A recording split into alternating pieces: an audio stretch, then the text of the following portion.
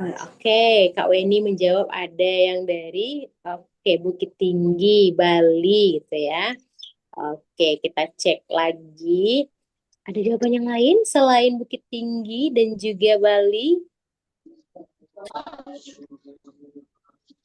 Oke, selanjutnya, clue berikutnya. Kalau wisatawan mancanegara banyak ya, kakak semuanya. Oke, kita lihat clue berikutnya. Clue berikutnya adalah pohon kelapa. Aduh, apa ini pohon kelapa ya? Pistol mancanegara, pohon kelapa. Aduh, Kak Rizwan jawab Pacu Jalur Riau. Tahu aja yang lagi tren ya, Bang. Pacu Jalur Riau. Oke, Kak Rista menjawab Mentawai. Kak Minta menjawab Jogja. Kemudian Kak Weni juga menjawab Mentawai. Apakah betul salah satu dari jawaban kakak di sini? Selanjutnya adalah berkaitan dengan pantai. Daerah apakah ini? Semua daerah di Indo banyak pantainya ya. Oke, ini nama daerah ya, teman-teman. Nama daerah ada Pariaman. Oke, next selanjutnya apakah ini termasuk ke daerah 3T? Nah, ayo coba ditebak apa nih daerahnya. Dan clue terakhir adalah surfing, terkenal dengan surfing, wisatawan mancanegara, banyak pohon kelapa, ada termasuk daerah 3T, di sana banyak pantainya. Kayak Kak Eli, Pantai Air Manis itu bukan nama daerah ya, Kak Eli. Itu nama tempat wisata di Kota Padang. Iya, betul itu tempat wisata. Ini nama daerah gitu ya. Kak Weni kembali menjawab Mentawai. Oke, siap Kak. Apakah betul Mentawai? Dari tadi Kak Weni jawab Mentawai gitu ya. Dan jawabannya adalah tren betul.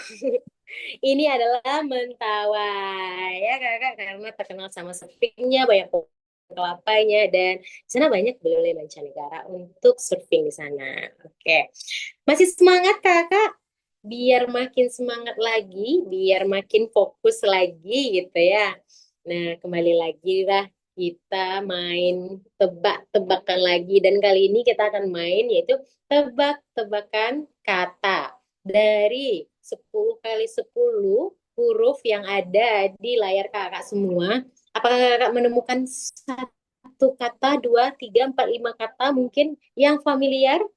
Boleh, silakan diketik di kolom komentar. Kata-kata apakah yang pertama kali kakak lihat? Ada ekonomi, Kak Rizwan. Boleh. Ekonomi, perang. Boleh. Dagang. Oh, ada revisi. Oke, ada dagang juga. Ada yang lain jawabannya, Kakak? Apakah masih ada yang lain? Ada dunia. Oke. Kata apa lagi ya yang ada di sini? Oke, kita close 3, 2, 1. Oke. Bisa. Kata apa aja? Oke, pertama itu ada kata efisiensi. Nah, Kak Nats Kitchen ini berhasil nih menemukan kata efisiensi gitu ya. Karena memang sekarang kita sedang dilanda dengan efisiensi sana sini gitu ya, Kak. Dan selanjutnya kita punya kata itu perang. Tadi udah banyak juga ya yang berhasil menjawab perang. Ada ya yang jawab perang tadi ya? Oke, ada Kak Weni jawab perang tadi ya. Next, itu ada perang dagang. Nah, saat ini dunia sedang dilanda ya, karena semuanya perang dagang antara Amerika dengan Cina dan lain sebagainya gitu ya.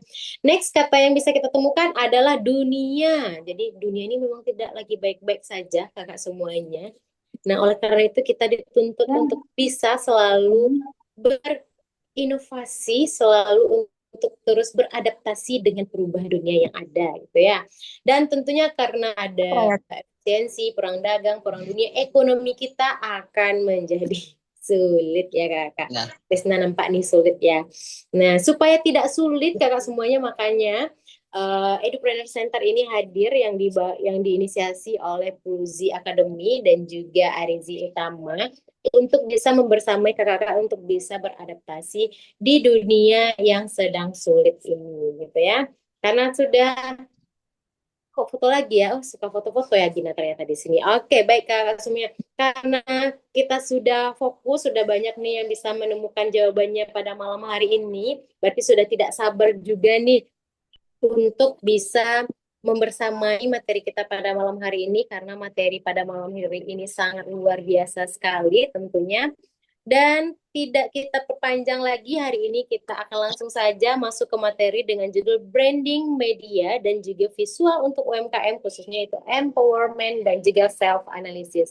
Dan hari ini kita sudah kedatangan narasumber kita yang sangat luar biasa, bagian juga dari tim Arizi Utama, yaitu bagian IT dan juga media konsultan dari CV Arizi Utama dan juga Research Assistant dari UNP. Mari kita sapa narasumber kita pada malam hari ini. Halo Kak Yan. Halo Kak Gina, Gimana sangat kabarnya Kak malam hari ini? eh ini lihat semangat Kak Gina dan teman-teman UMKM semua, tentu kita harus semangat juga dong ya. Ya, Oke, Insya Allah luar biasa. Semoga kita bisa berdiskusi dengan luar biasa pada malam hari ini. Nah, sudah siap Yan? Sudah siap Kak oke Yan? Kak, Oke, siap sudah semua siap. malam ini karena ada obstacle sama device kan. Hmm. Jadian pakai dua device ini buat kameranya.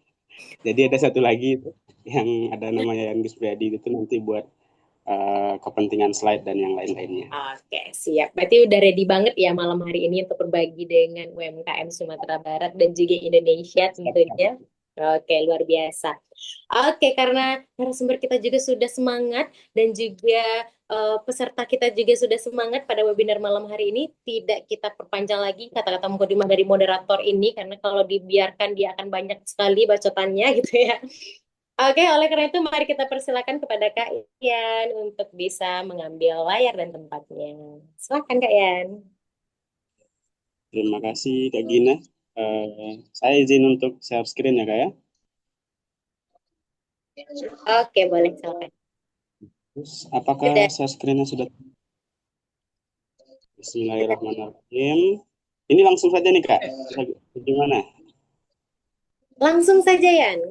Langsung saja. Oke. Bismillahirrahmanirrahim. Assalamualaikum warahmatullahi wabarakatuh. Waalaikumsalam. Waalaikumsalam warahmatullahi wabarakatuh. Selamat malam untuk Bapak Ibu, Kakak, Bang, pengelola UMKM yang nantinya kita akan melakukan sharing terkait dengan branding ini. Jadi kalau tadi Kak Gina bilang saya sebagai pemateri, sebetulnya saya juga belum pantas menjadi pemateri. Jadi nanti kita sekedar share-share saja dan saya rasa di sini juga sudah banyak kakak dan abang yang sudah terjun lebih dalam daripada saya untuk pengelolaan UMKM ini. Jadi istilahnya saya tidak perlulah untuk menggarami air laut gitu. Jadi kan karena sudah asin, sudah memiliki pengalaman yang cukup luas. Paling tidak nanti kita akan berdiskusi terkait dengan bagaimana memang branding ini bisa dikaitkan dengan uh, mungkin permasalahan ataupun problem-problem yang ditemukan nanti di selama Bapak Ibu atau dan abang dan kakak semua dalam menjalankan usahanya gitu. Jadi misalkan nih ada usaha yang kok ngestak terus ya. Ini sebetulnya produknya bagus. Hanya saja kenapa produk ini tidak dikenali oleh orang? Permasalahannya di mana? Nah, hal ini erat kaitannya dengan branding ini. Jadi kita nanti akan bahas secara dasar, cukup dasar dulu, apakah memang nanti Bapak Ibu yang sudah mempunyai UMKM sekarang, sedang mengelola UMKM, itu sudah sadar akan brandingnya atau belum. Nah, kalau memang sudah sadar, maka kita akan melakukan nantinya cross-checking, melihat apakah memang brandingnya ini sudah benar. Nah, kalau sudah benar, masih ada permasalahan, barulah nanti akan dilanjutkan, entah itu di materi berikutnya, atau memang nanti kita akan sediakan konsultasi khusus. Nah, sehingga siap kita akan berbagai macam hal yang nantinya dihadapkan pada UMKM ini. Gitu. Jadi judul pembahasan kita, judul sharing kita pada hari ini adalah branding, media, dan visual untuk UMKM, empowerment, dan self-analysis. Jadi dari hasil ini, setelah selesainya materi ini, diharapkan itu memang eh, Bapak dan Ibu, kakak dan abang sekalian, itu bisa menganalisis sendiri. Ini saya punya usaha nih, apa sih yang harusnya saya siapkan, masalah di brandingnya itu di bagian mana gitu. Sehingga bisa diperbaiki Dan pun kalau nanti untuk konsultasi, orang yang konsultannya sudah paham di mana titik permasalahannya. Oke, tanpa panjang-panjang terlalu banyak bacotan, kita masuk kepada materi kita. Eh, ini saya tadi juga sudah disampaikan juga oleh Kak Gina. Ini tidak terlalu penting. Jadi kita masuk kepada branding, media dan visual untuk UMKM, empowerment, dan self-analysis. Jadi kalau kata Seth Godin itu, branding adalah seni menceritakan kisah bisnis Anda dengan cara yang membuat orang tidak hanya membeli, tapi juga percaya gitu. Jadi setiap usaha yang Bapak, Ibu, Abang, Kakak lakukan, itu saya sangat percaya ada alasan besar di baliknya. Entah itu untuk perekonomian keluarganya, entah itu memang untuk eh, aktualisasi idenya, entah itu nanti sebagai bisnis keluarga yang harus diteruskan gitu. Selalu ada alasan di balik suatu hal yang besar. Nah, karena hal ini besar, kita harus menghargainya dan juga melakukan effort yang lebih untuk membuatnya besar gitu. Jadi bukan hanya sekedar produknya yang membuat harum nama kita ataupun usahanya, tapi kita pun juga harus sadar bahwasanya kita harus berusaha, harus melakukan branding terhadap produk ataupun usaha ini. Sebelumnya saya lupa terkonfirmasi tadi, suara saya jelas Kak Gina? Jelas ya, jelas aman. Di sini sedikit ada noise, ada bising-bising sedikit mungkin. Nah, jadi begitu. Ada latar belakang, ada kisah, ada suatu sejarah yang harus dijaga dan nantinya semua orang itu harus tahu. Oh, misalnya nih Kak Gina itu punya suatu usaha yang mana ternyata berasal dari usaha ini merupakan titipan dari keluarga-keluarga gitu. Yang mana harus dijaga dan harus dikembangkan gitu. Nah, itu orang-orang konsumen juga harus tahu, jangan cuma konsumen mengetahui terkait dengan produk saja gitu. Nah, kemudian ada lagi beberapa kutipan yang saya mulai pada awal ini. Dengan branding yang baik, perusahaan Anda akan tetap dikenal dan punya chance untuk berjalan meskipun tidak ada produk. Dan hal ini terbukti di saat COVID-19 kemarin. Banyak perusahaan-perusahaan ataupun ya kategorinya UMKM itu produknya tidak mengalami penjualan yang signifikan, tak bisa dikenal, bahkan mereka bisa survive sampai COVID-19 selesai, menemukan kembali pembeli mereka dengan branding yang lebih wah lagi. Dan hal ini dikarenakan mereka sadar bahwasanya memang walaupun nanti produknya itu tidak jalan, nanti tidak signifikan pengaruhnya kepada usaha ataupun ya usaha yang mereka lakukan, tapi melalui jalan branding ini, masyarakat masih tetap mengetahui bahwasanya produk saya itu, produk kita itu masih ada. Enggak seperti Arizi Utama gitu. Kan Arizi Utama walaupun proses ekspor belum akan kembali, tapi dengan adanya kegiatan-kegiatan lain, adanya informasi-informasi lain yang dilakukan, orang-orang masih tahu bahwasanya Arizi Utama itu memiliki beberapa bidang, yang salah satunya itu. Nah, jadi bagaimana nantinya sounding kepada publik akan usaha yang kita lakukan. Yang sounding ini juga memiliki cara, harus memiliki teknik yang benar dan ada hal-hal yang harus kita ketahui. Kemudian dengan branding yang buruk, itu sebagus apapun produk Bapak dan Ibu, dia bisa mati. Bisa mati secara perlahan, bukan hanya produk tapi juga perusahaannya.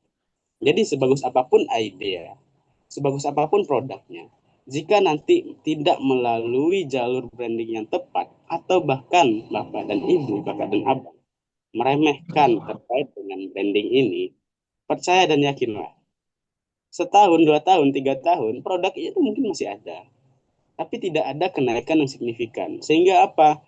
Hilangnya motivasi dari pengelola usaha untuk melanjutkan usahanya. Atau nanti dianggap bahwasanya terlalu banyak obstacle, terlalu banyak rintangan, terlalu banyak tantangan dalam saya menjalankan bisnis ini. Atau nanti dikaitkanlah dengan berbagai macam hal, entah nanti ini saya rasa ini usaha saya ini didukuni ini, atau ini usaha saya ini tidak tepat untuk saya, tidak sesuai dengan bidang saya gitu. Itu sebetulnya self defense mechanism yang Bapak Ibu lakukan, yang pelaku usaha lakukan, karena tidak dijalankannya analisis terhadap usaha yang dilakukan gitu. Tidak ketemu. Permasalahannya itu adalah Bapak dan Ibu semua mungkin ya, ini contoh, tidak luas, tidak bisa atau tidak optimal dalam menggunakan sosial media. Sedangkan ketika sosial media ini digunakan dengan baik, itu produk ataupun usaha Bapak dan Ibu itu bisa dikenal, penjualannya bisa meningkat, dan produk brandingnya itu bisa dapat gitu. Tapi karena itu tidak dilakukan, tidak ada satupun yang didapatkan. Orang-orang tidak kenal, produk brandingnya tidak jadi tidak menyebar gitu. Penjualannya juga menurun, dan hal ini yang menjadi permasalahan. Sehingga kalau dilakukan analisis dengan baik akan dapat solusinya. Tapi kalau nggak ada analisis dengan baik, ya mau gimana, nggak akan ketemu bagaimanapun nanti permasalahannya, jangankan solusinya. Kak Gina, ini ada yang ada yang nanya, Kak izin boleh direkam, Kak. Ya, kita lagi di record ya, Kak Gina. Ya, nanti Iya, recordnya bisa betul.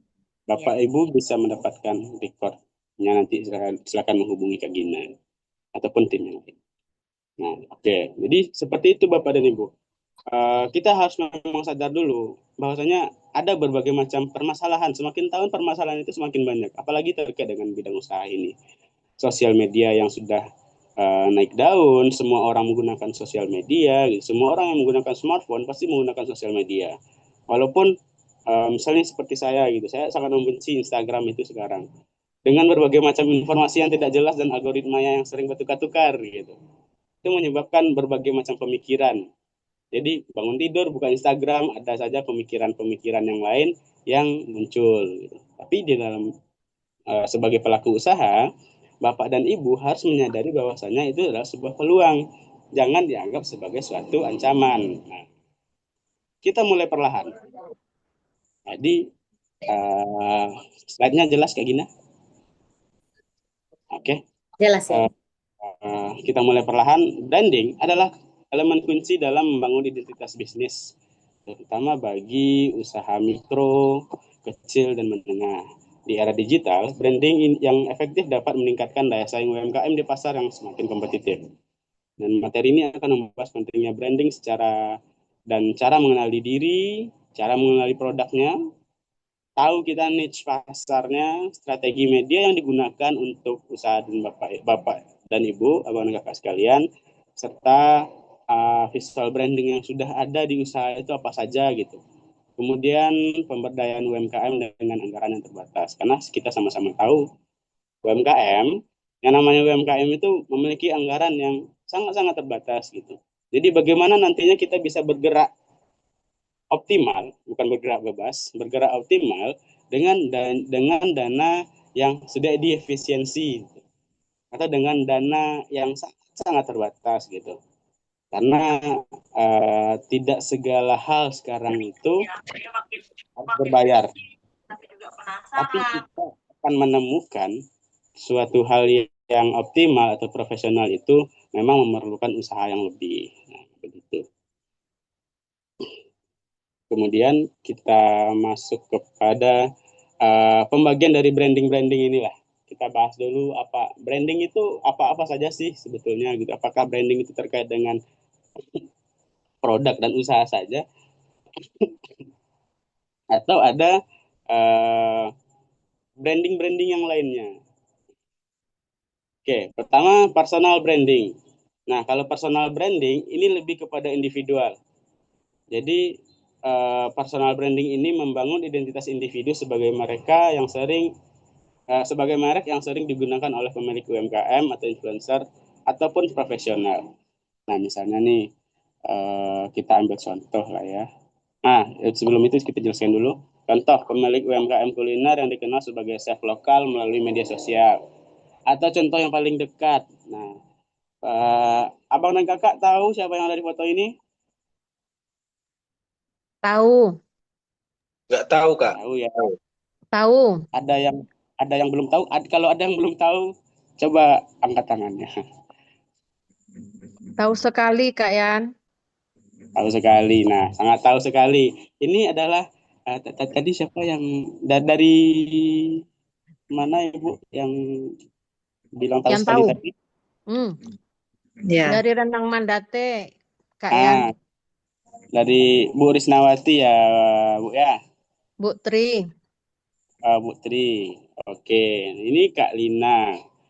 Ya, Dan ada kalau dalam hal personal branding, sebelumnya terima kasih Bu Tri. Dalam hal ya. personal branding, itu orang-orang tidak mengenali Kak Lina itu sebagai namanya sendiri. Ada, ada kami dapat case-nya gitu. Bukan case sih, tapi temuan. Jadi Kak Lina ini tidak dikenali sebagai seorang Lina, gitu, tapi dia dikenali sebagai Ibu Arizi. Jadi orang-orang manggilnya Ibu Arizi gitu kan, atau Ibu Bluzi gitu. Yang manggilnya pejabat lagi. Nah, ini karena apa? Karena branding yang dilakukan di Arizi ataupun di Bluzi itu juga membawa nama beliau. Jadi proses branding yang dilakukan itu bukan hanya untuk produk saja, tapi dipikirkan juga untuk tokoh-tokohnya gitu. Produk yang baik, branding produk yang baik itu akan memberikan manfaat kepada bapak dan ibu, abang dan kakak sekalian. Jadi sebetulnya branding itu adalah proses yang sekali jalan. Jadi kepada produknya juga mengangkat nama abang itu sebagai tokoh dari yang ada. Kemudian ada produk branding. Nah, tadi itu ada personal branding, sekarang ada produk branding. Membangun identitas untuk produk tertentu agar menonjol di pasar. Misalkan nih, Bu Tri, boleh saya tahu apa produknya, Bu? Produk saya, nama produknya Rendang Mandate, Kak. Rendang Mandate. Produk Ibu apakah rendang saja atau ada produk yang lainnya? Saya memproduksi aneka rendang. Aneka rendang. Tetapi Apa-apa saja ya, rendangnya? gimana? Apa-apa saja rendangnya, Bu? Ada Jenis rendang rendangnya? daging, rendang paru, rendang jengkol, rendang cubada, rendang ikan Nah, bili, rendang pensi, rendang lokan, rendang banyak pakis. ya, Nah, Bu ya. banyak. Bumbu rendang juga ada. Nah, bumbu rendang juga ada. Nah, dari berbagai macam jenis rendang tadi, itu kan misalkan nih, Ya. rendang. Segmentasi rendangnya itu ada lagi. Mungkin nanti disegmentasikan jadi rendang rendang dengan unsur laut, Mhm. rendang dengan unsur perbukitan, gitu, atau rendang yang biasa. Nah, hal ini menjadi hal yang unik. Sehingga mungkin salah satu cara brandingnya itu bisa seperti tadi contohnya begitu, Bu.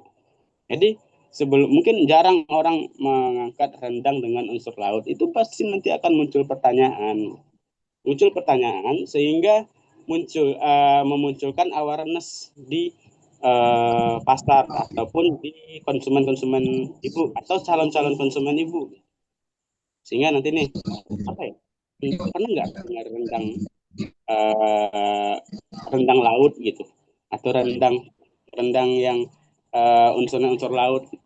Belum, yang biasa didengar itu mungkin rendang ya rendang daging gitu, paling umum tuh rendang daging, kalau enggak itu rendang ayam gitu kan. Mentok-mentok nanti kalau di pesisir selatan itu rendang lokan gitu. Apa sih sebetulnya rendang laut itu? Ternyata rendang laut itu adalah olahan-olahan dari laut atau olahan dari air yang dimasukkan menjadi bahan rendang. Nah, ini memunculkan segmentasi pasarnya sendiri. Mungkin ada orang yang nggak bisa makan daging, itu bisa makan laut. Mereka bisa menikmati rendang dengan bahan-bahan yang hanya mereka yang bisa menikmati gitu. Jadi segmentasi pasarnya khusus. Nah, itu menjadi produk branding yang akan juga nanti mengangkat personal branding dari Bu Tri, yang akan juga mengangkat branding dari usaha Bu Tri itu sendiri. Jadi dia itu berlapis, Bapak dan Ibu sekalian. Siap. Berlapis. Kemudian ketika satu jalan, semuanya itu dapat manfaat. Gitu. Jadi makanya branding ini menjadi salah satu hal yang urgent pada saat sekarang ini, apalagi bagi pelaku usaha. Nah, salah satu contohnya lagi nih Bapak dan Ibu. Kalau ke Padang, di sini mungkin masih ada yang seumuran dengan saya gitu kan, umuran 22, saya berapa umur ya? 25, 24, 25, Iya, di bawah 30 lah, di bawah 30 gitu. iya, Nah, iya. kebetulan saya domisili saya di Padang. Jadi kalau di Padang itu entah itu dari daerah ke Padang atau dari kota lain ke Padang, itu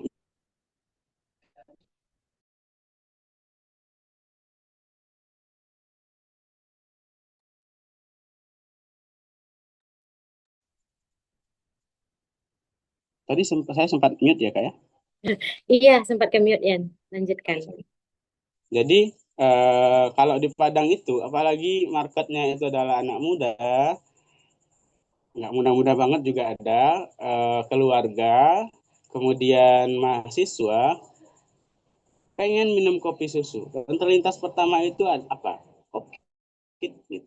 Ada nama satu kedai kopi moderat, kedai kopi kekinian. Itu namanya itu adalah toko kopi kita. Dan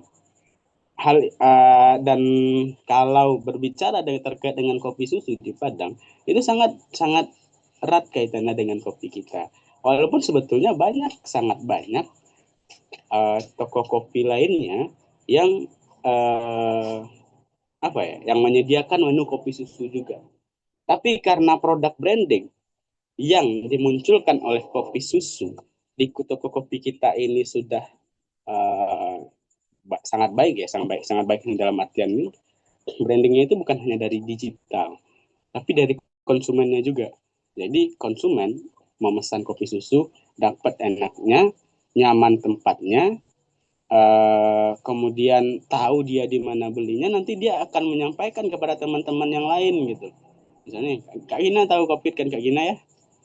Ya, kalau seumuran Kak Gina kayaknya tahu semua lah terkait dengan kopi ataupun toko kopi yang lainnya gitu.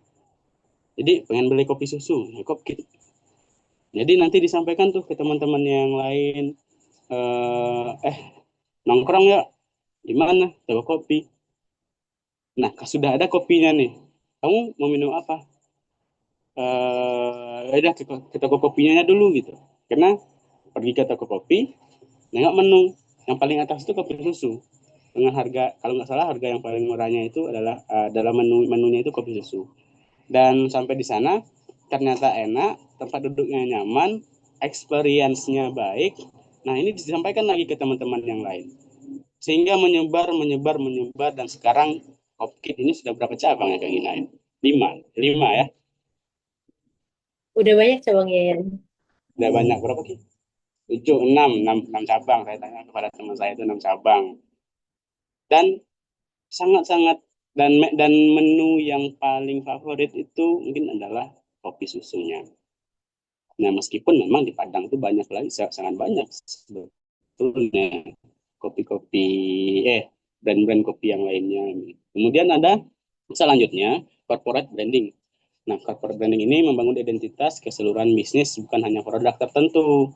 Nah, contoh corporate branding yang dilakukan oleh Arizi Utama. Arizi Utama melakukan branding terhadap nama Arizi itu sendiri, dan kemudian nanti akan berpengaruh kepada bidang-bidang yang lainnya, berpengaruh kepada Pluzi, berpengaruh kepada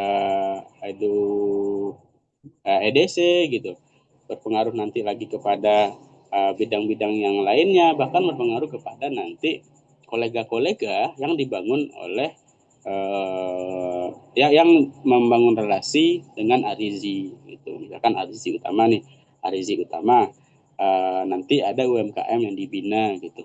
Nah, ketika Arizi Utama melakukan branding, UMKM yang dibina oleh Arzi Utama itu akan mendapatkan manfaatnya juga. Manfaatnya dalam artian apa? Exposure. Jadi kalau nanti dibilang kan, nah, sampailah nanti di tahap administrasi misalkan, Ibu UMKM-nya ada siapa yang apa dibina, pernah dibina oleh siapa gitu, inkubator ataupun fasilitatornya. Oh, saya pernah mendengarkan materi itu Pak dari Kak Gina Wahyuni.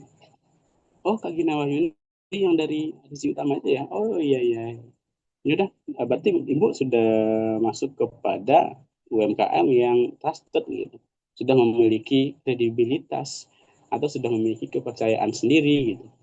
Karena apa? Karena hal positif yang sudah dibangun oleh Arisi Utama itu sendiri. Nah, jadi seperti dan contoh lainnya kalau di slide ini, UMKM seperti Kopi Kenangan membangun merek sebagai kafe lokal premium. Seperti contohnya juga tadi seperti Kokit. Kalau Kokit itu dalam hal corporate brandingnya, sekarang dia menyediakan tempat yang luas dengan satu tempat itu bisa menampung banyak orang, fasilitas yang bisa dinikmati, meja yang nyaman, kursi yang nyaman, jaringan yang aman, serta bisa dalam membuat tugas. Dan yang paling baru itu adalah mereka buka 24 jam. Jadi dalam corporate brandingnya itu Kopkit adalah kedai kopi mahasiswa. Kenapa? Saya nih misalkan tidur setelah Isya, bangunnya jam 3. Ya mungkin tahajud dulu kenapa dan Ibu. Setelah tahajud kemana? Saya bisa saja pergi ke Kopkit untuk mengerjakan tugas. Jam berapa? Jam 4 subuh. Dan itu pernah saya lakukan, pernah, sangat sering malahan. Dan secara corporate brandingnya, mereka menyelamatkan banyak-banyak mahasiswa gitu. Nah, tapi apakah itu baik atau tidak ya tergantung dari corporate branding dan pelaku usaha serta manajemennya sendiri. Kemudian ada digital branding. Nah, digital branding ini membangun kehadiran merek di platform digital, termasuk media sosial, website, dan e-commerce. Contoh UMKM batik yang menggunakan Instagram Reels untuk menampilkan proses pembuatannya. Nah, kita ambil contoh lagi nih. Ini di sini ada dari Kak Fitri, Unici Songket.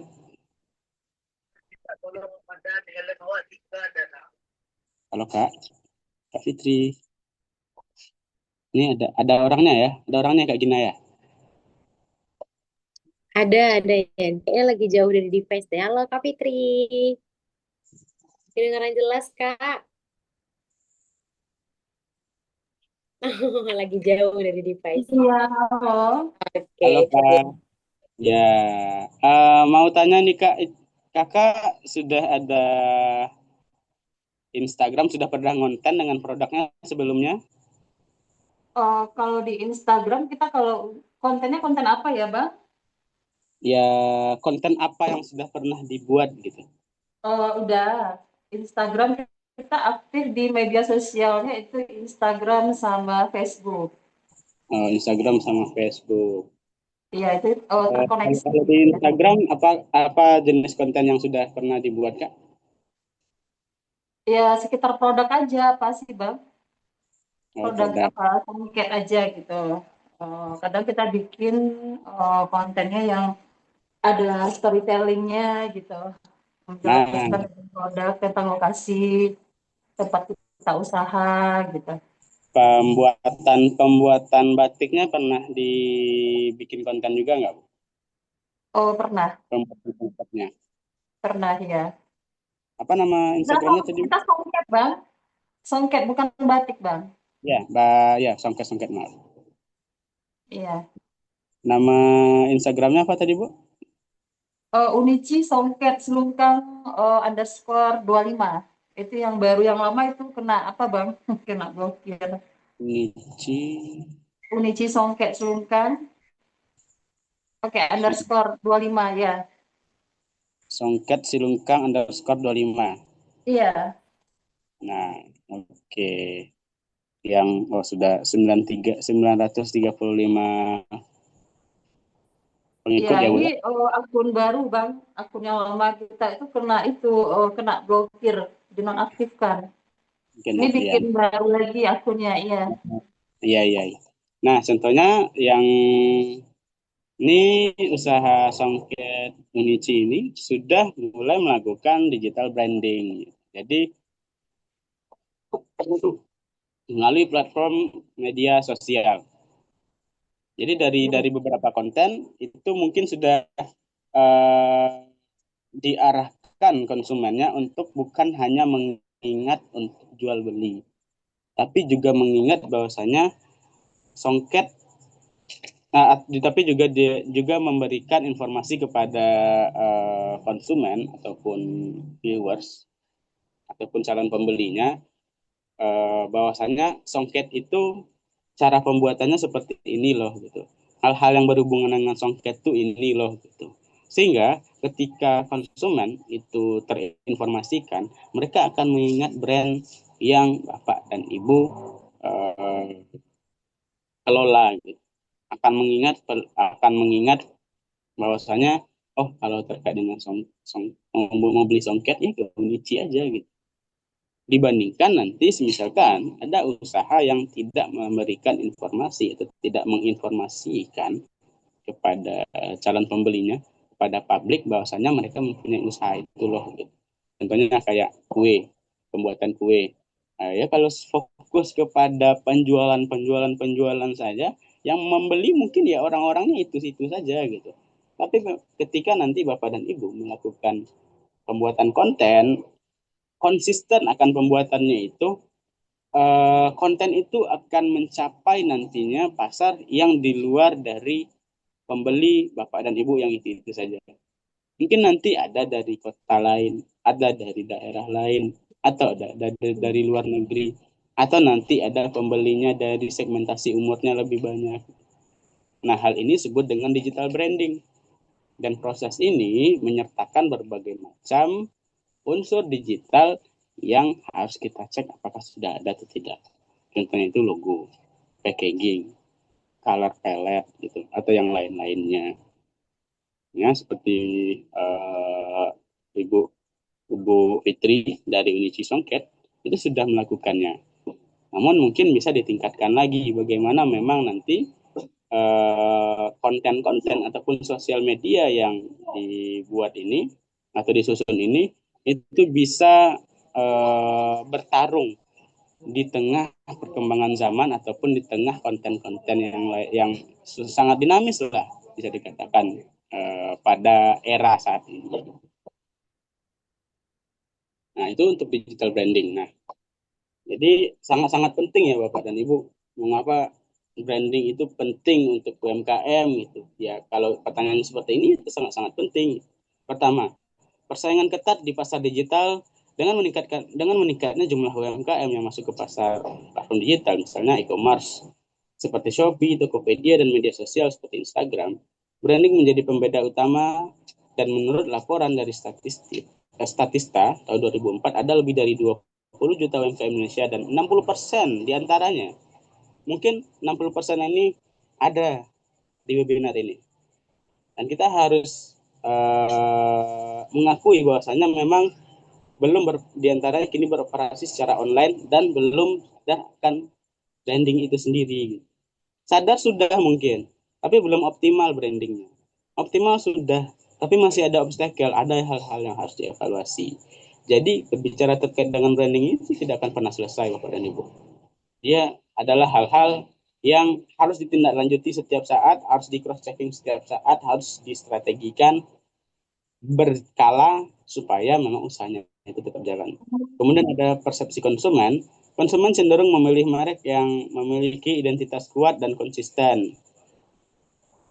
Riset dari Nielsen 2023 menunjukkan bahwa 59% konsumen lebih mempercayai merek dengan visual dan pesan yang jelas. Nah, kalau saya tanya kepada Bapak dan Ibu sekarang, kalau Bapak dan Ibu diberikan pertanyaan, jika Bapak dan Ibu membayangkan warna hijau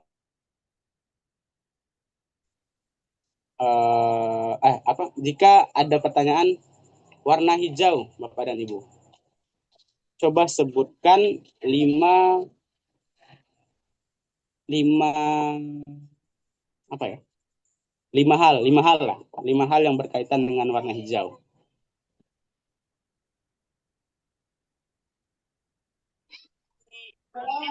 Boleh, silakan. Salmon, kue, puding, baju, Hmm. kopi. Kalau kalau kalau lebih di persempit lagi, kalau lebih dipersempit lagi, Salah satunya warna hijau itu packaging untuk rendang pakai sayap, Kak. Nah, oke. Ini salah satu bentuk branding dengan cara promosi. Nah, kalau nanti Close up.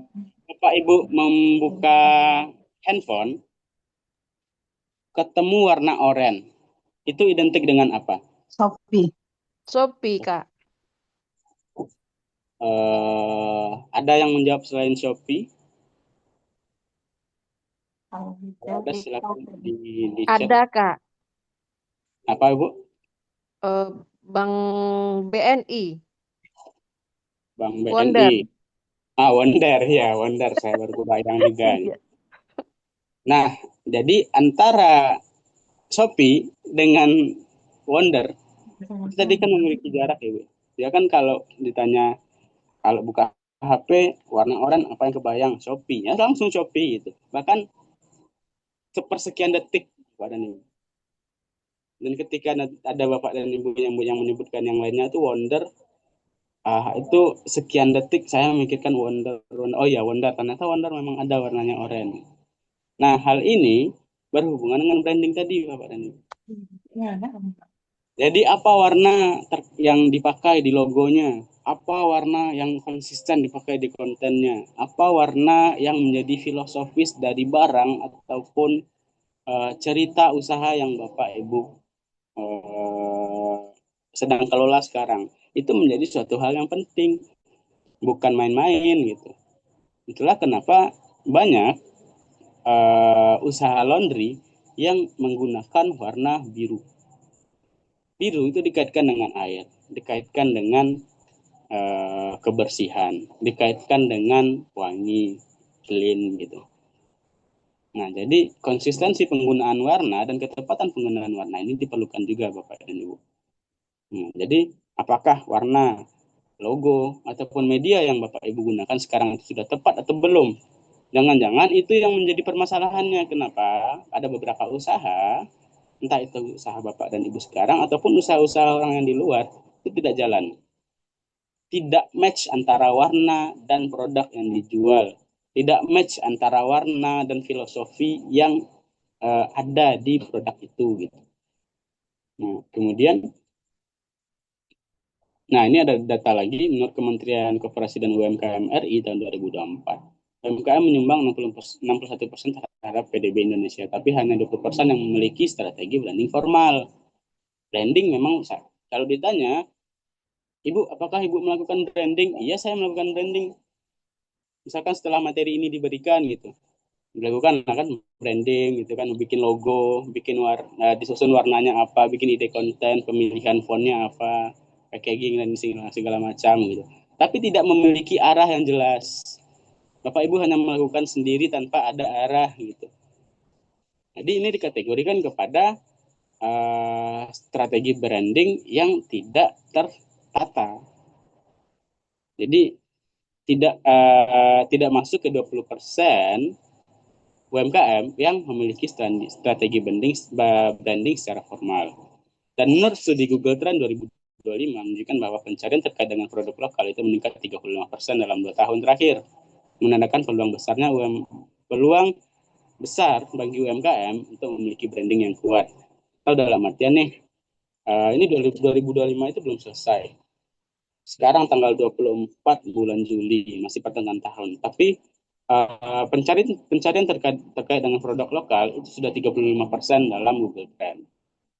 Jadi ini sebetulnya adalah peluang bagi Bapak dan Ibu yang memiliki usaha yang UMKM, apalagi produk lokal, untuk meningkatkan value produknya mencapai market yang lebih besar dengan cara branding yang kuat ini, dengan cara branding yang tepat dan kuat. Nah, kemudian dalam proses branding ini kita juga harus mengenali diri, mengenali produk, mengenali perusahaan kita, dan juga mengenali pasar. Kurangnya analisis diri. Ini salah satu yang menjadi permasalahan di UMKM. Banyak UMKM yang gagal memahami kekuatan dan kelemahan mereka sendiri, sehingga sulit menentukan posisi di pasar. Misalnya banyak UMKM meniru merek besar tanpa memahami nilai unik mereka gitu. Atau nanti perubahan perilaku konsumen. Konsumen Gen Z itu dan milenial lebih menyukai merek yang autentik dan relevan dengan nilai mereka, seperti keberlanjutan dan lokalitas. Nah, pertama kita bahas dulu Bapak dan Ibu, kurangnya analisis diri. Banyak UMKM yang contoh paling dekatnya itu kalau di Kota Padang, tiba-tiba banyak saja kedai kopi yang muncul gitu. Kalau nggak salah itu 2002 akhir 2000 awal 2024 kemarin itu masih belum akhir 2023 lah, akhir 2023 ataupun awal 2024 itu masih belum banyak kopi-kopi jalan gitu. Apa namanya Ki kopi-kopi jalan? Kopi gerobak ya, kopi gerobak. Nah, kopi gerobak itu belum ada. Nah, sampai ada beberapa orang yang memang menginisiasikan, beberapa brand yang menginisiasikan untuk mencapai pasar yang lebih luas. Ya sudah, bukan orang itu yang mendatangi kafe kita, tapi kita bawakan produk kita ke mereka. Itu gimana caranya? Ya akhirnya muncullah kopi-kopi gerobak seperti Kopi Pablo, kopi-kopi yang lainnya, yang mondar-mandir di jalan, nanti dia jual kopi susu atau menu-menu yang lainnya gitu. Itu kan nggak salah 2023 atau awal 2024 itu belum ketemu. Tapi masuk kepada 2025, akhir 2024 itu sangat banyak sekali. Dan ada juga pelaku UMKM itu yang tidak sesukses yang lain gitu. Nah, artian nih, mereka segmentasi pasarnya sebetulnya itu bukan kopi gerobak, tapi segmentasi pasarnya itu memang adalah kafe, adalah fasilitas yang dinikmati oleh konsumen-konsumennya. Sedangkan kalau kopi gerobak, kopi-kopi yang berseliweran di jalan, itu tingkat portabilitasnya itu cukup besar. Jadi misalkan nih saya lagi di kos, saya nggak ada waktu, ataupun saya adalah orang kantoran yang nggak ada waktu buat ke kafe, nah maka bisa jadi tuh saya akan nunggu kopi gerobaknya lewat, jadi pesan nanti saya bisa minum di kantor. Nah, dan pasarnya itu dibilang besar, cukup besar, tapi terbatas. Terbatasnya dalam artian apa? Waktunya tidak selalu konsisten. Kemudian kebutuhan pasarnya itu juga tidak bisa diterka setiap saat gitu. Nah, jadi kurangnya analisis ini menyebabkan permasalahan pada UMKM yang meniru proses UMKM lainnya tanpa sadar bahwasanya ini tidak bisa saya pakai. Nah, kira-kira seperti itu Bapak dan Ibu. Kemudian perubahan perilaku konsumen.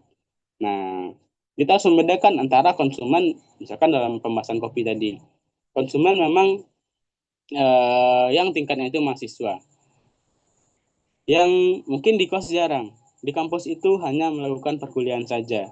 Kalau membuat tugas itu apa? Ya di kafe, di luar. Nah, ini juga harus dilihat bagaimana perubahan perilakunya. Kalau awal-awal semester mungkin ramai. Sampai pertengahan semester. Nanti sampai ke ujung-ujung semester sudah mulai tuh mungkin ramai juga untuk melakukan ujian, untuk melakukan pembuatan tugas. Sampai di akhir nantinya libur kosong. Nah, konsumennya hilang gitu. Jadi konsumennya balik kampung. Nah, ini juga harus menjadi suatu hal yang diingat supaya bisa dimasukkan dalam strategi brandingnya itu sendiri. Nah, salah satu yang bisa dilakukan dalam analisis branding ini, dalam proses mengenali pasar, diri, dan juga proses branding yang saya sampaikan di awal, itu Bapak dan Ibu bisa melakukan SWOT analisis. Nah, tapi SWOT analisis ini sebetulnya sudah banyak dilakukan. Tapi apakah memang SWOT analisis yang benar atau tidak gitu? SWOT analisis yang bisa diinterpretasikan oleh Bapak dan Ibu secara sederhana atau tidak gitu. Nah, contohnya SWOT analisis ini seperti yang sama-sama telah kita ketahui, ada S, ada W, ada O, ada T. S ini berkaitan dengan kekuatan. Apa keunggulan produk ataupun jasa Anda? Misalkan bahan lokal dan kualitas tinggi. Dan dalam proses SWOT analisis ini Bapak dan Ibu itu harus jujur, kita harus jujur gitu. Jangan dipakai bahasa marketing seperti kepada konsumen. Jadi misalkan kalaulah itu memang suatu keunggulan, ya jadikan itu keunggulan. Misalkan produk kami memang misalkan dalam hal lele gitu, usaha lele. Produk kami itu pakan dan kualitas air itu kami jaga. Sehingga dari sumber makannya itu sudah berkualitas tinggi. Nanti akan berpengaruh kepada dagingnya. Karena kan banyak yang bukan mengkonotasikan, stereotip masyarakat beberapa dalam segmentasi yang khusus itu masih dikaitkan dengan maksudnya lele itu makannya sembarangan aja. Tapi dengan adanya kondisi real, kondisi jujur, kami memberikan makan lele ini kami kontrol. Bahannya bukan bahan sembarangan. Memang pelet yang berkualitas, memang bahan makanan yang berkualitas, bukan bahan makanan yang ketemu dapat kemudian diberikan. Gitu. Nah, itu bisa dimasukkan dalam pembahasan strengths-nya, gitu, kekuatannya. Tapi ingat caranya Bapak dan Ibu harus jujur. Jangan sampai dibuat-buat, jangan sampai membohongi diri sendiri. Gitu. Kemudian ada weakness, kelemahan. Nah, kelemahan yang ada terkait dengan usaha Bapak dan Ibu itu apa? Ya dibikin sejujur-jujurnya ya. Bahkan kalau satu helai itu nggak cukup, dua helai ya nggak apa-apa. Jadi di breakdown semua. Dibikin kelemahan usahanya apa? 1, 2, 3, 4, 5, 6, 7. Misalkan dalam bidang marketing, dalam bidang packaging, dalam bidang visual, ikonnya, logonya, branding saya masih lemah. Nah itu dibuat Bapak dan Ibu. Sehingga nanti akan dapat tuh yang mana bidang-bidang permasalahan yang ada pada usaha Bapak dan Ibu. Ternyata permasalahannya itu terkait dengan branding secara visual. Ya kita akan perbaiki logonya. Nanti bisa diperbaiki pemilihan karakter teksnya. Ataupun nanti ternyata branding ya, yang menjadi permasalahan itu terkait dengan branding yang digunakan untuk marketing. Warnanya, konsistensi konten yang semestinya itu dibuat itu seperti apa. Nah, kemudian ada opportunis. Oh, tren pasar apa yang bisa dimanfaatkan? Apa peluang yang bisa Bapak Ibu manfaatkan? Misalkan nih, saya itu punya terkait dengan misalkan usaha lele tadi. Selain menjadi suatu kekuatan, pakan yang digunakan, sumber makanan dari lele itu juga bisa menjadi suatu peluang untuk pembuatan marketing atau konten yang membedakan dari yang lain.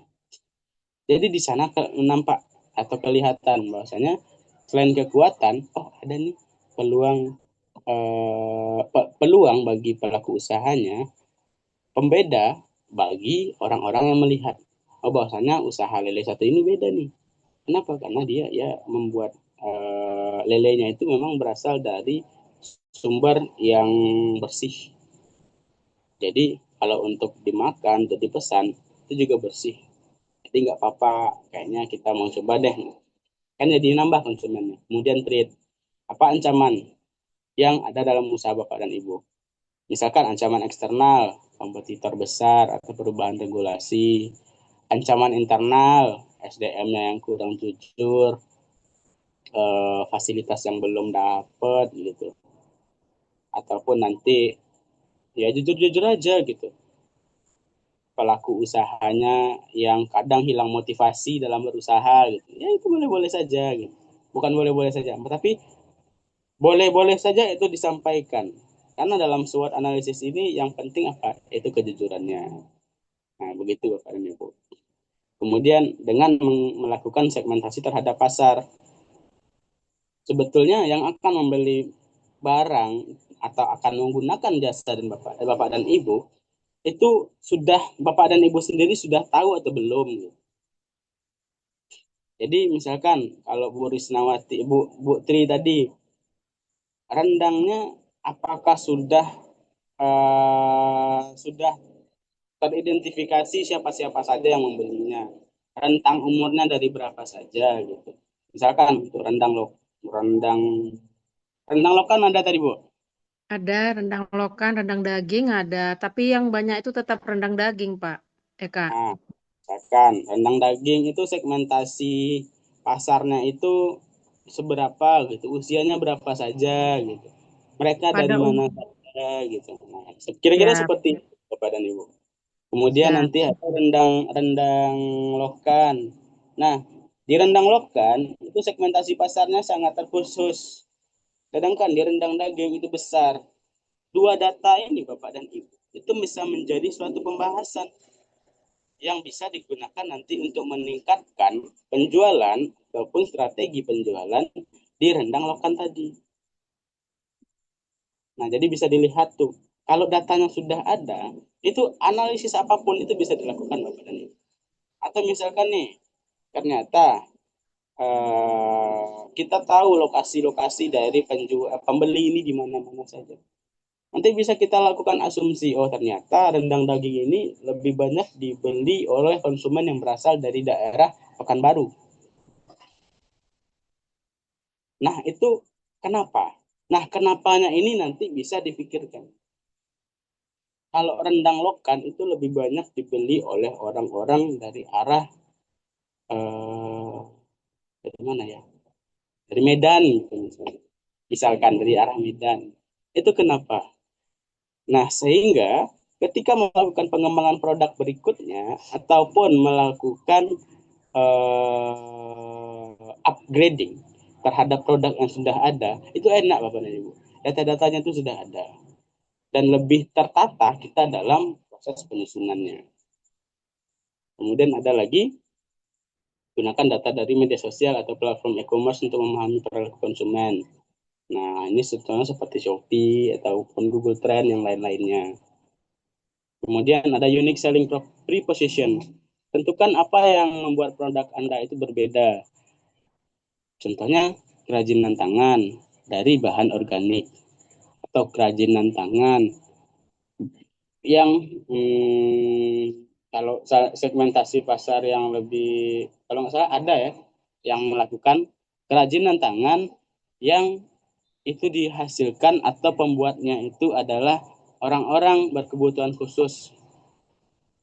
Nah, atau nanti itu ada salah satu kafe, ini saya juga lupa nama kafenya apa. Waitress ataupun orang-orang yang di eh, pengelola kafe itu adalah orang-orang yang berkebutuhan khusus gitu. Nah, hal ini dalam proses branding itu menjadi pembeda bagi yang lainnya.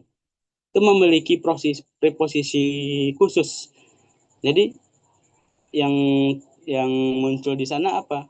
Bukan hanya produk yang meningkat, tapi juga awareness masyarakat juga menjadi berubah, bahwasanya orang-orang yang berkebutuhan khusus itu mereka juga bisa nge-reach suatu, bisa mencapai suatu level yang kita pun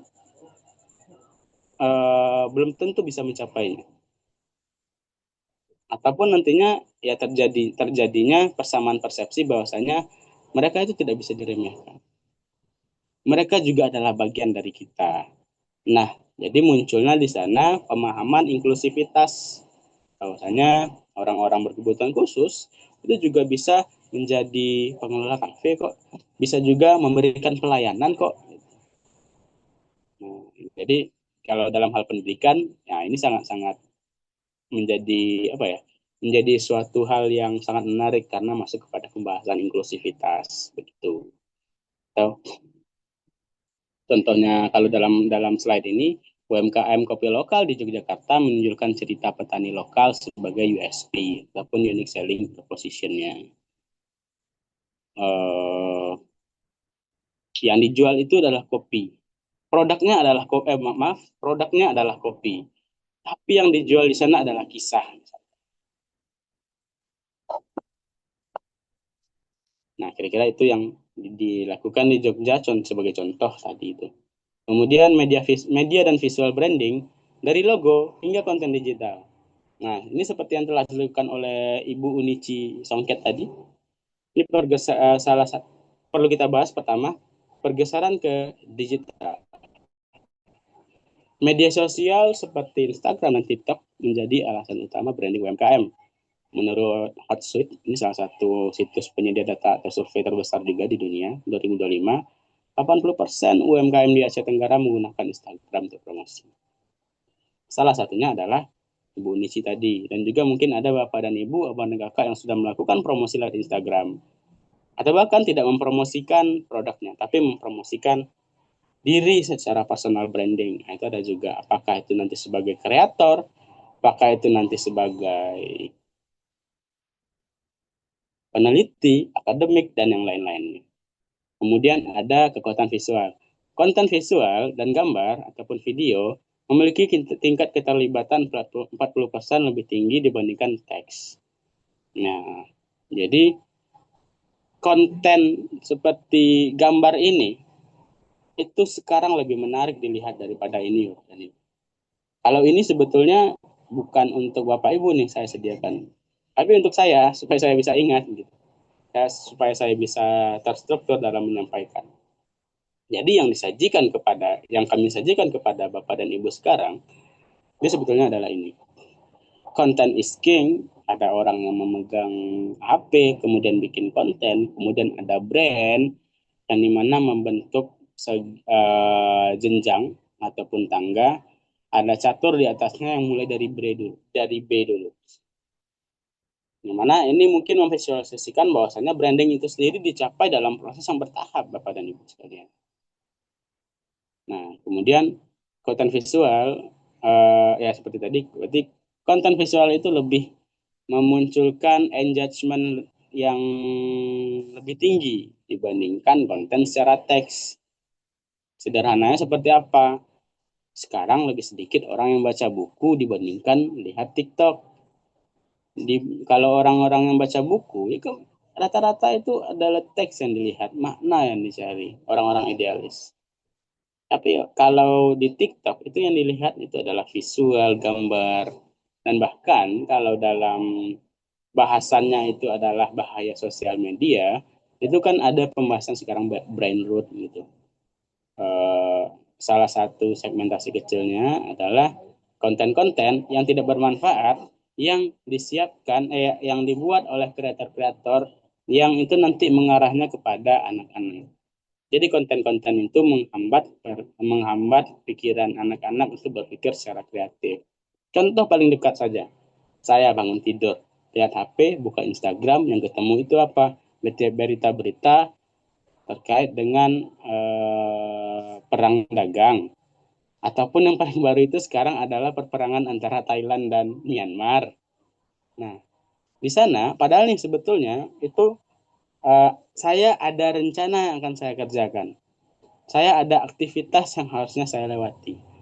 Tapi karena proses yang tadi itu, kelihatan di Instagram, kelihatan kontennya menarik, lupa saya bahwasanya ada hal-hal yang harus saya kerjakan. Jadi akhirnya apa? Scroll, cari tahu informasinya, padahal nggak perlu saya cari tahu pun sebetulnya nggak ada masalah buat diri saya. Nah, cuman seperti itulah kira-kira pengaruh dari konten visual di Instagram, di sosial media, ataupun di dunia digital pada saat sekarang ini. Jadi bisa mengubah perilaku ataupun mengubah keseharian seseorang tanpa orang itu sadari dengan sengaja. Kemudian ada inspirasi lokal, UMKM seperti Batik Trusmi ataupun Kopi Luwak memanfaatkan elemen budaya lokal dalam visual branding mereka untuk menarik perhatian.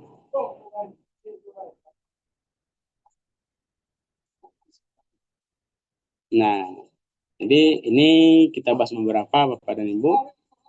Logo yang efektif. Logo yang sederhana, mudah diingat, dan mencerminkan identitas bisnis. Itu contohnya logo Sari Roti, menggunakan warna merah dan putih, Sari Roti ya. Saya sendiri tidak ingat gitu. Nah, contohnya seperti itu.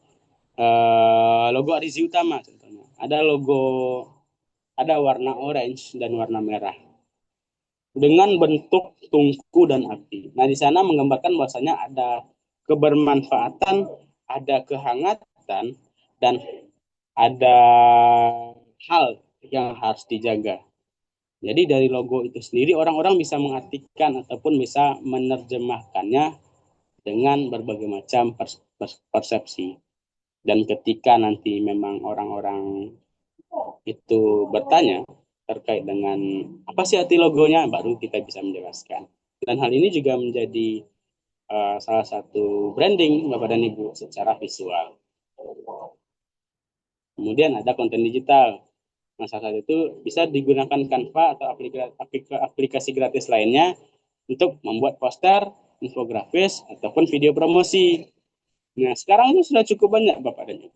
Sudah cukup banyak aplikasi-aplikasi ataupun AI yang bisa digunakan untuk mendukung usaha Bapak dan Ibu sekalian. Oh, misalkan bikin logo, ada. Tapi tetap Bapak dan Ibu harus ingat, ada kisah yang dipertahankan, ada latar belakang yang dipertahankan, ada filosofis yang dipertahankan. Karena brand itu sendiri sebetulnya apa yang ada di hati, apa yang ada di pikiran Bapak dan Ibu. AI, teknologi itu gunanya sebagai alat. Jangan nanti terbalik kan. Bikin logo digenerate dengan AI, logonya entah berantah, tidak berhubungan dengan usaha yang Bapak lakukan. Sekedar ada saja, ya percuma gitu. Karena sekali lagi proses branding itu adalah proses yang berkelanjutan. Dia adalah proses yang tidak habis-habis dan Bapak dan Ibu. Jadi kalau ada misalnya nih, sudah melakukan branding, bagus. Sudah melakukan branding, bagus. Oh, berarti dicukupkan sampai sana saja. Nah, siap-siap nanti usahanya itu mungkin akan goyang. Gitu. Karena proses branding ini berkaitan dengan dunia digital yang tidak pernah habis pembahasannya. Jadi harus diperbaharui terus, harus dianalisis terus, harus dikonsultasikan terus. Kemudian media sosial, posting konten secara rutin minimal 3 kali seminggu. Konsistensi itu menimbulkan engagement dan pencapaian terhadap konsumen yang lebih luas. Contohnya seperti Ibu Unici Songket tadi. Nah, mungkin bisa lebih dikonsistensikan kontennya, Ibu.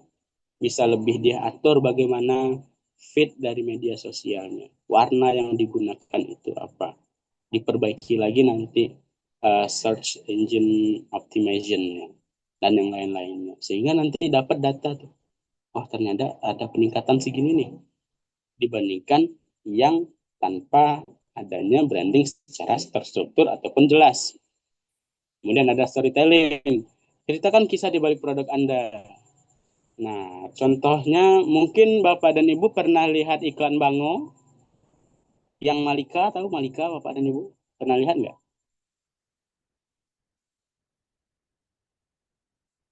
Malika apa ya?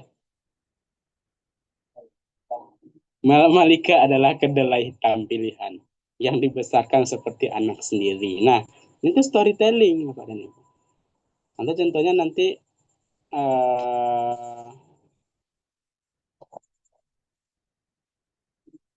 misalnya dari ya karena di sini saya hanya lihat Bu Tri, misalkan Bu Tri rendang apa nama produk Bu Tri? Rendang mandate, Kak. Rendang mandate. Nah, rendang mandate. Dibikin video kenapa bisa muncul rendang mandate. Misalkan ya Bapak ya, Ibu ya, kalau dengan cara storytelling gitu, memunculkan kenapa bisa muncul rendang mandate ini? Apa alasannya? dikaitkan dengan tokohnya, kemudian dari tokoh dikaitkan dengan produknya, seperti Bang Mo tadi, Malika kedelai pilihan yang dibesarkan seperti anak sendiri. Nah, di balik kalimat ini kan muncul bahwasanya Bango itu menghadirkan suatu produk seperti kecap itu yang memang quality dan kontrolnya itu jelas. Kedelai hitamnya itu dipilih, kedelai hitamnya itu kedelai yang memang bagus, sehingga sampai kepada konsumen dengan storytelling yang bagus juga. Kira-kira seperti itu Bapak dan Ibu. Karena waktu kita juga terbatas, jadi Ya, Kak. kita cepat saja, Bapak dan Ibu. Ini terlalu cepat. Nah, kemudian empowerment, branding dengan budget yang minim, keterbatasan anggaran. Pertama, banyak UMKM yang menganggap branding itu susah, sulit gitu. Branding mahal dan tidak terjangkau. Namun sebetulnya sudah banyak, seperti yang disampaikan tadi, sudah banyak AI, sudah banyak tools, sudah banyak cara-cara yang bisa digunakan untuk menjadikan branding itu tidak semahal yang Bapak Ibu pikirkan. Jadi banyak nih cara-caranya. Nah, kemudian tergantung dari kreativitas UMKM-nya juga. Jadi misalkan nih, gimana ya, ini panggil apa ya, Bang Yan nih, gimana Bang Yan? Gimana ya Yan gitu. Ibu punya produk nih, tapi brandingnya sulit dan kata orang mahal gitu. Jadi gimana bagusnya untuk menindaklanjuti obstacle ini? Nah, mungkin akan kita bahas pada webinar berikutnya. Dikembalikan lagi kepada Kak Lina. Terima kasih atas perhatiannya, Bapak dan Ibu sekalian. Semoga semakin maju usahanya dan semoga nantinya materi ini bermanfaat bagi diri saya dan juga bagi Bapak dan Ibu. Terima kasih, dikembalikan kepada Kak Gina. Oke, terima kasih Bang Yan ya, Bang Yan ya panggilannya ya, Yan. Biar lebih oke. Luar biasa sekali materinya, luar biasa sekali. Bisa menambah insight yang baru bagi kita semua untuk pengembangan bisnis, khususnya untuk nge-branding bisnis ya, Bapak Ibu semuanya. Dan Bapak Ibu semuanya, hari ini kita akan ada sesi tanya jawabnya. Mungkin karena keterbatasan waktu, mungkin 1 atau 2 penanya saja kita berikan. Dan di sini sudah ada Bang Yan yang sudah raise hand, yaitu ada Bu Tri dari Rendang Mandate. Silakan Bu Tri, langsung saja. Baik, terima kasih Kak Gina, Kak Bang Yan, makasih banyak, materinya luar biasa. Daging semuanya. Yang pertama, apakah materi ini nanti bisa kami dapatkan, Bang Yan? Sangat bisa, Bu. Hal itu sangat bisa. Terima kasih banyak. Kemudian, apakah kami boleh punya nomor kontak Bang Yan? Bisa Bu, bisa Bu. Nanti dari Kak Gina, dari Kak Novia juga bisa nanti akan diberikan. Siap, siap. Dan kalau sekiranya nanti sudah ada nomor kontak, apakah kami boleh berkomunikasi dengan Bang Yan? Sangat-sangat boleh Bu. Baik. Kalau bisa, aman Bu. Nanti saya di sini hadir sebagai Arizi. Jadi salah satu tanggung jawab Arizi juga untuk nantinya bisa mendampingi Bapak dan Ibu semua dan untuk bisa level up. Nah, untuk bisa naik ke tahap berikutnya dan menyelesaikan obstacle-obstacle ataupun tantangan-tantangan, perintangan dalam proses berusahanya. Gitu. Siap. Terima kasih banyak Bang Yan. Kemudian mungkin ini apa ya, kepada penyelenggara, kayaknya kepada Kak Gina sebagai moderator ataupun dari Arizi. Saya tadi sebenarnya mau nge-share juga, dari kemarin sebenarnya mau nge-share link ini. Apakah diperkenankan untuk di-share kepada, ini mohon maaf ya, kepada teman-teman disabilitas yang ada di Kota Solo. Karena kami baru merambah teman-teman disabilitas untuk bisa mandiri, punya produk mereka sendiri. Dan pelatihan yang sudah kami lakukan yaitu berkaitan dengan merajut. Nah, memang baru dari nol. Sebenarnya acara malam ini adalah acara yang bagus sekali. Sekiranya sempat saya share, saya berharap mereka bisa ikut. Hanya saja karena mereka apa ya, disabilitas ya, mereka tunarungu dan kebanyakan tunarungu, jadi mungkin agak susah juga untuk bisa mengikuti kegiatan seperti ini tanpa ada yang menerjemahkan begitu. Mungkin ini juga bisa menjadi masukan bagi Arizi, apakah mungkin kegiatan-kegiatan kayak gini kemudian ada penerjemahnya dengan bahasa isyarat untuk teman-teman kita yang disabilitas. Itu mungkin Bang Yan, terima kasih banyak. Saya kembalikan kepada Kak Gina. Makasih Kak Gina. Oke, terima kasih kembali Kak Tri. Sepertinya ada bau-bau diundang ke Solo ya Bang Yan ini ya Bu Tri. Karena luar biasa sekali menarik materinya pada hari ini. Dan mungkin sedikit informasi, Kak Tri, nanti kita, kan Zoom hari ini kita record, Kak. Jadi nanti jangan khawatir bagi teman-teman yang mau untuk mendapatkan informasinya kembali terkait materi hari ini, nanti kita akan upload di YouTube-nya Arizi Utama, jadi nanti silakan dicek. Paling tidaknya H+7 kegiatan nanti akan kami share di YouTube-nya gitu ya. Jadi beruntunglah kakak yang hadir hari ini karena bisa tektokan langsung nih sama narasumbernya kalau ada yang mau bertanya gitu ya. Oke, baik. Selanjutnya ini sudah ada juga yang bertanya dan ini mungkin akan kita jadikan sebagai penanya terakhir ya, Bapak Ibu semuanya. Di sini ada Kak Rizwan Al Ibrahim Sidik dari unit pengelola apa nih Kak, agak kepotong ya Kak. Oke, mungkin dari Bang Rizwan silakan saja Kak untuk bertanya kepada narasumber pada hari ini kami Oh iya. persilakan. Terima kasih waktunya Kak Gina untuk pertanyaan yang ingin saya tanyakan ke Bang Yan ya. Terkait branding ya. Iya, Bang. Nah, saat kita sebagai UMKM baru itu kan kendalanya adalah belum punya followers yang banyak dan belum punya pengaruh yang besar gitu kan. Khususnya di media sosial. Nah, kita kan bisa melakukan cara tadi seperti bikin konten. Nah, kendala utama kita ketika bikin konten adalah kontennya tidak FYP gitu. Nah, langkah apa saja sih? Maksudnya ini bukan tutor untuk FYP ya. Jadi lebih ke Hmm. apa ya? Ketika video kita nggak FYP terus dan kita rajin konten, nah itu sebaiknya bagaimana? Apakah kita merubah cara konten kita atau memang kita boost dengan iklan? Karena kan ada beberapa di media sosial yang menawarkan jasa iklan tuh sebenarnya. Nah, itu yang Iya. paling paling efektif menurut Abang Yan itu bagaimana? Terima kasih. Oke, oke. Media sosial yang digunakan itu apa dulu, Bang? Gimana? Media sosial yang digunakan itu apa jenisnya, Bang? Apakah Instagram, TikTok, atau bagaimana? Kita kita bermain di Instagram, di TikTok juga. Oke. Mungkin dari beberapa ini izin saya langsung jawab ya Kak Gina. Jadi Oh mungkin iya, boleh, boleh.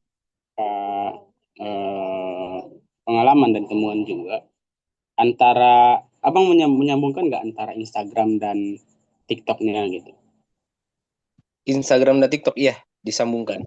disambungkan. Nah jadi mungkin bisa kita analisis pertama itu dulu bang dari segi kontennya. Nah kontennya ini apakah sifatnya itu ngeinformasikan, menghibur atau hanya sekedar kita nggak tahu nih apakah memang konten abang itu sekedar lewat saja nggak ada hooknya gitu. Misalkan algoritma di TikTok dan Instagram itu kan cukup berbeda. Jadi kalau di TikTok itu mungkin proses scrollingnya itu sangat cepat gitu. Mungkin kalau jam tayang di TikTok itu cukup besar, tapi engagementnya jadi tidak sesuai dengan jam tayangnya. Nah ini patut kita curigai dulu bang. Apakah memang konten-konten ini adalah konten yang sebetulnya tidak sesuai dengan pasarnya? Misalkan nih pasar pasar abang usaha abang apa bang terkait dengan pengolahan ikan ya bang? Iya, pengelolaan ikan. Jadi kita bergerak di pengolahan ikan untuk produk-produk yang retail ke supermarket, terus produk-produk frozen food. Terus ada untuk produk-produk yang dikirim ke PT juga sih. Tapi biasanya kan untuk PT-PT itu jarang bikin konten-konten begitu. Nah, kita baru ada dan kita mau nyoba bahasanya gayanya gaya-gaya anak-anak Gen Z lah gitu untuk bikin satu eh, usaha ini gitu. Oke, oke. Ini karena ini walaupun saya berbicara terkait dengan branding ataupun sosial media, tapi eh, TikTok adalah salah satu sosial media yang tidak saya gunakan. Jadi kalau saya mau menganalisis, saya biasanya menggunakan device yang lain gitu. Cuman Bang, mungkin eh, perlu kita lakukan analisis lebih dalam dulu Bang. Contohnya, misalkan produk yang Bang jual ini adalah produk bahan mentah kah Bang? Kita bahan mentah ready to cook. Ada produk selain bahan mentah juga? Sebenarnya ada beberapa produk seperti abon ikan dan juga kerupuk cumi gitu. Nah, kita baru buat itu. Oke, Produk-produk oke. yang itu ready to Kan cook. itu produk yang baru. Iya, itu produk yang baru. Berarti salah satunya itu yang diperlukan ada yang salah satu strategi yang ngontennya itu adalah nanti menginformasikan gitu ya Bang. Jadi kalau dengan cara yang dengan skema skema yang Abang gunakan sekarang dalam proses usahanya itu antara penjualan dan pemasaran digital produk ataupun engagement produk itu terpisah sangat jauh. Nah, jadi apakah dia harus dekat? Enggak harus Bang. Jadi misalkan dengan bisnis yang sama, contohnya pengolahan pengolahan apa penyediaan bahan mentah ataupun raw gitu kan, raw produk yang nanti akan dijual kepada perusahaan, itu akan tetap jalan sebagaimana mestinya dan akan nanti memberikan manfaat kepada uh, digital nanti yang konten di TikTok ini itu akan memberikan manfaat kepada pemasaran abang itu ketika dia menyentuh segmentasi pasar yang tepat sesuai dengan kontennya juga gitu. Misalkan konten yang abang bikin itu adalah konten yang sangat-sangat Gen Z ataupun Gen Alpha gitu. Ya mungkin uh, segmentasi pasar abang tidak konsisten gitu. Karena kalau Gen Z mereka tidak akan menarik bagi mereka produk-produk mentah ataupun raw produk gitu. Kecuali nih misalkan ternyata Kak Novi itu adalah Kak Novi punya usaha goreng misalkan itu. Yang itu membutuhkan nanti bahan-bahan mentah. Nah, lewatlah nanti di TikToknya Kak Novi. Tapi ternyata gaya konten abang itu adalah gaya gaya Gen Z atau Gen Alpha gitu. Yang tidak tenang, sangat ribut, sangat dinamis gitu. Kan kebanyakan seperti itu ya. Nah, itu akan terlewatkan juga sama Kak Novi. Jadi harus disesuaikan juga Bang antara ide kontennya. Jadi ide konten yang Abang buat sekarang itu apakah nanti sekedar untuk mencapai followers saja atau nanti memberikan informasi kepada followersnya atau bahkan ngehook atau menggait followers supaya memang mampir ke profil abang gitu sehingga nanti mereka bisa melakukan CTA call to action berupa bentuk nanti ngefollow. Nah, Izin bertanya perlu lagi nanti Bang. dilihat juga sih bang kontennya seperti apa. Cuman pada saat sekarang mungkin saya belum bisa untuk melakukan aksesnya gitu karena saya menggunakan dua device langsung gitu. Nanti kita Oh, bisa bicarakan lebih lanjut untuk itu. Kira-kira. oke, siap. Berarti untuk langkah awal ketika kita membangun sebuah sosmed itu, apakah perlu kita guide penonton dulu tanpa harus call to action, atau memang bagaimana baiknya gitu? Jadi semisal Uh, kita bikin bahasanya itu kan di konten ada konten brutal, terus ada memang konten yang benar-benar disiapkan gitu kan. Jadi sehari misalnya kita upload 10 konten random, yang penting kita guide follower dulu aja gitu. Atau bagaimana uh, kita siapkan satu konten yang benar-benar proper gitu dan bagus, yang memang itu benar-benar memberikan informasi kepada penonton. Itu bagaimana, Bang? kalau, kalau bisnis abang sudah ada, segmentasi pasarnya sudah jelas, ya kenapa tidak dengan konten yang sudah terstruktur gitu bang. Masalahnya kalau nanti konten sembarangan yang abang buat, segmentasi pasarnya jadi semakin kacau. Oh iya. Jadi memang kalau sudah sampai di tahap ini, ya dirumuskan saja konten yang memiliki relevansi dengan bisnis, dengan segmentasi pasarnya. Disusun nanti fontnya itu seperti apa, disusun nanti gayanya itu seperti apa, nah penggunaan musik dan perintilan-perintilan yang lainnya. Dan kalau secara konten kan ini sangat-sangat penting ya bang ya. Secara gitu eh, selera antara misalkan ibu dan ayah saya itu sangat berbeda dengan saya dalam melihat suatu konten. Bahkan dalam membuat spanduk itu. Kalau spanduknya adalah spanduk yang statik aja gitu. Yang basic aja, bahkan di mana ada ruang kosong di situ harus diisi. Nah, itu biasanya gen-gen milenial gitu. Nah, kalau Gen Z ya tergantung, biasanya nanti itu Gen Z ataupun Gen Alpha itu lebih clean biasanya atau lebih dinamis. Nah, jadi perintilan-perintilan konten itu juga harus diperhatikan, Mas.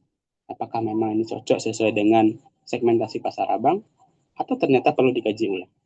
Kira-kira begitu. Siap. Makasih Bang Ian. Ya, sama-sama, Bang. Oke.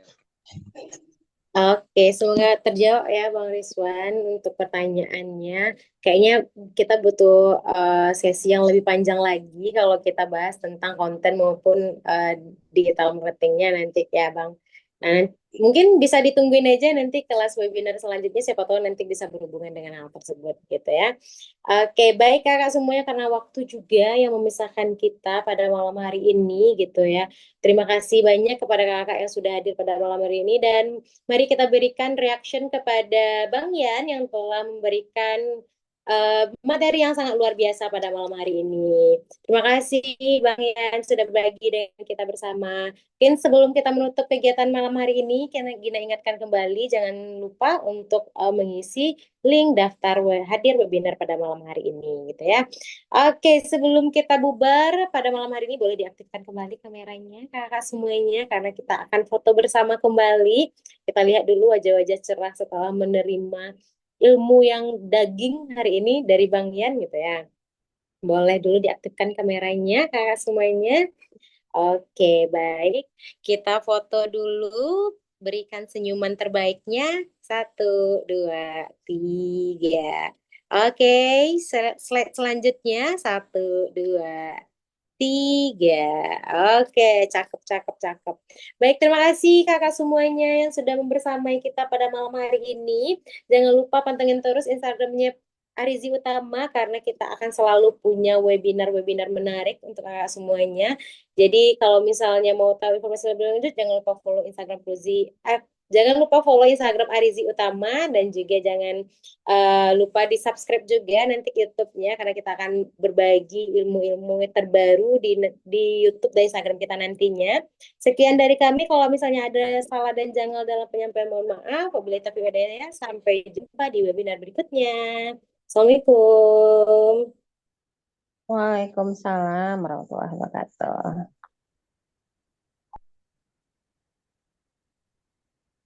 Masih di apa nih moderatornya? Baru balik Uni. Berbalik. Oke Oke. deh.